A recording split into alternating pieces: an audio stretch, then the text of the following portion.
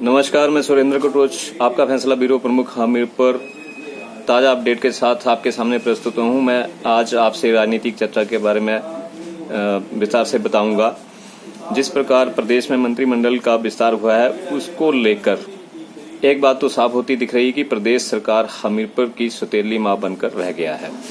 जिला को मंत्रिमंडल में स्थान मिलने को लेकर जो आस लगाई हुई थी वो अब धराशायी हो गई है। वहीं हमीरपुर में कई अहम प्रोजेक्ट अभी तक शुरू नहीं हो पाए हैं। ऐसी चर्चा है कि विधानसभा चुनावों में जहां धूमल को कथित भाजपा ने ही हरा दिया था, वहीं अब पूरे जिले को भी सूली पर चढ़ा दिया है।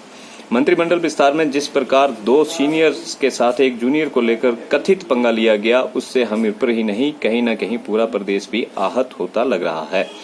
पूर्व मुख्यमंत्री प्रेम कुमार धूमल को लेकर एक बार फिर चर्चा का माहौल गरमा गया है।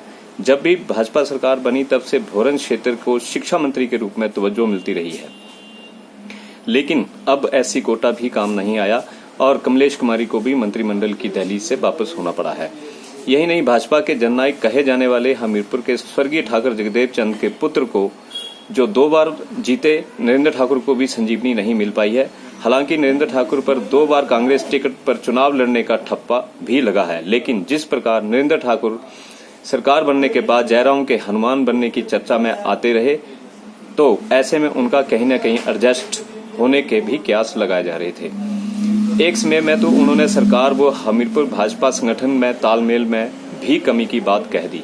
अब ऐसा न हो सका और अब केवल समन्वयक, चेयरमैन व उपाध्यक्षों की फौज ही हमीरपुर में रह गई है। विकास की बात करें तो हमीरपुर जिला में कई ऐसे प्रोजेक्ट जो शिलान्यास होने का इंतजार कर रहे हैं, तो कईयों का शिलान्यास होने के बावजूद काम सिरे नहीं चढ़ पाया है। इनमें मुख्य रूप से मेडिकल कॉलेज के भवनों का निर्माण से लेकर हमीरपुर में अधर में लटकी बहुमंजिला पार्किंग, आधुनिक रूप से बनने वाला बस अड्डा, शहर के लिए बनने वाली पेयजल योजना से लेकर शिलान्यास को तरस रही धौलासिर विद्युत परियोजना एवं तकनीकी विश्वविद्यालय जैसे बड़े प्रोजेक्ट शामिल हैं। इससे पहले बताते चलें कि प्रदेश भाजपा सरकार में जब भी कोई फेरबदल की बात चलती है तो शिक्षा मंत्री भारद्वाज का नाम जरूर घसीटा जाता है। इसमें चाहे मंत्री पद की बात हो या फिर प्रदेशाध्यक्ष की बात हो। जब राजीव बिंदल विधानसभा से पद से हटे तब भी सुरेश भारद्वाज का नाम आ गया। प्रदेशाध्यक्ष की बात आई तब भी भारद्वाज के नाम को घसीटा गया। अब मंत्रिमंडल का विस्तार होते ही एक बार फिर सुरेश भारद्वाज को निशाने पर लाने की कवायद चल पड़ी है। ऐसी चर्चाएं चलने लगी हैं कि नए मंत्रियों में से किसी को भारद्वाज की जगह बिठाया जा सकता है।